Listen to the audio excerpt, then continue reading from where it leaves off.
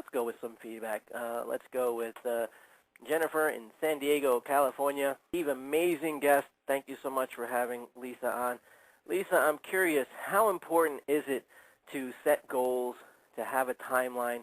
How important is it to be clear about what I want? Is it just as important to know what I don't want? Oh, listen, that's a two-part question. I want to definitely make sure I get to both parts. Number one is you have to create such a clear intention. The universe, God, responds to clarity. It responds to clarity. The more clear, you can't hit a target. Just imagine a target going left and right, left to the right, and you're trying to shoot your arrow at it. You're going to wait till it stops. Your goal is like that target. And to me, I would say if you're listening, take a piece of paper and make a big T in the middle of the paper. Make a big T so that it's separated into 4 quadrants. And in the upper left-hand quadrant, I want you to write health and wellness. In the upper left-hand quadrant, write health and wellness. And the upper right-hand quadrant, I want you to write relationships. Now, in relationships, I want you to write family. And then I want you to write romantic. Then I want you to write friendships. Then I want you to write work, because you need to really be clear on all of your relationships. And then in the lower left-hand corner, I want you to write business and finance. And in the lower right-hand corner, I want you to write spirituality. Now, I do this in my book, and I really do this a lot in my workshops. I go into a lot more detail in my workshops and in my teleseminars. But your life can be broken up into 4 quadrants: your health and wellness, your relationships, your business and finances, and your spirituality.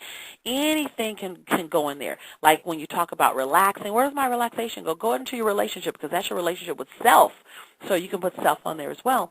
Well, in these 4 quadrants, you need to be crystal clear on what it looks like when you've made it, when you're there, when it feels good. What does it look like when you're there? What does that look and feel like? And so then you need to go over to, what is your relationship? What is your business finance? You need to create a very clear picture of what it looks like.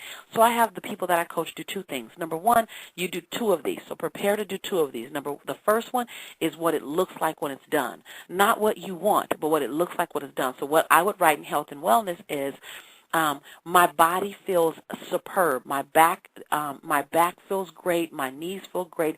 I'm dancing frequently. I'm active. I work out 3 days a week, and I dance 4 days a week. I go jet skiing. I boogie board with my son. Like, these are things I really want to do. And my health has to, notice I didn't say I weigh 125 pounds. Like, that's so boring. What does that mean when you weigh 125 pounds? That means, or for me, I'm happy at 150.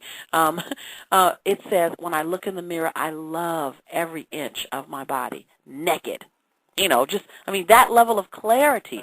And you go to the relationships. The relationship says, my son and I laugh until our belly hurts. Like, that level of clarity to the end. Business and finances. It says, I have enough to retire both my parents in the next 2 years. I vacation 3 times a year with ease and grace. I've paid for my son's college tuition before he finished 10th grade. My son's children are taken care of financially through my work. Like, that level of clarity. And then spirituality, that with ease and grace I give it to God, that I say yes to my assignment, that I walk in my faith. I don't waver my faith based on who I'm around. I don't do religion, I do God. I don't just who I want to be spiritually. I speak to the end result. And the second one that you'll create at a later time, I hope, is what it will take in each one of those quadrants to get there.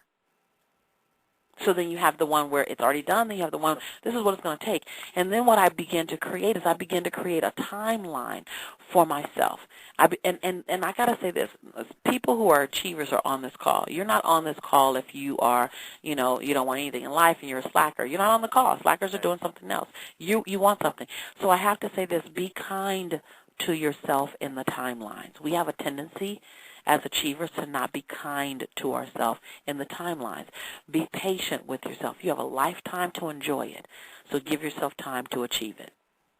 I just have to say that. And then create something realistic for yourself, absolutely realistic. So what I always do is I set my goal, and then I cut it in half or I double the time, because then I have grace and ease with it. It's like, oh, I think it'll take me 6 months. It'll take me 6 months to build another product. Okay, I'll give myself a year. Well, at least it's not going to take a year. Okay, great. So then I get to hit my goal and be excited. I know that sounds like, this is just my strategy. Some people say, oh, that's not good. Well, I hit all my goals. I'm very clear on them, but I hit them with grace and ease. I'm not stressed out about them. Goals are not supposed to stress you. These 4 quadrants are not supposed to stress you. So I asked myself, I said, I want to spend 2 hours a day with my son. 2 hours a day with my son. So guess what? If I only spend an hour, I don't kick myself. By the time I spend an hour with him, he's so ready for something else. He's so ready. And yet, this morning I asked my son, do you want to stay in Los Angeles and hang out with your grandparents, which he really loves? They're his closest friends, set of his closest friends. Or do you want to come to San Diego with me and attend this breakthrough training that I'm teaching? And, you know, what son wants to attend his mom's breakthrough training when he grew up in my trainings? And right. he goes, I want to stay with my grandparents. I said, okay. And then he left the room and came back and goes, actually, Mom, I really like seeing you teach. Can I come with you? He's 14. I really like seeing you teach. But can you let me talk a little, Mom? That was his request. I said, sure, I'll let you talk some, son. And so anyway, you create you create your goals. You get very clear on what the quadrant looks like, because every quadrant is different. And here's what's really important, Steve. When you don't separate it in these quadrants, what happens is 2 of your quadrants really flourish while 2 of your quadrants really suffer. So when people's financial and health quadrant is really good, probably their relationship quadrant is hurting a bit, or their spiritual quadrant is hurting a bit, or their spiritual quadrant is really great and their relationship quadrant is great, their financial quadrant is normally hurting. That's normally the one. And so the goal in this new We Have It All, the goal is to push every quadrant forward. What will happen is you won't push one quadrant forward with as much velocity, because you're actually pushing all four forward, because you're creating a new form of holistic success.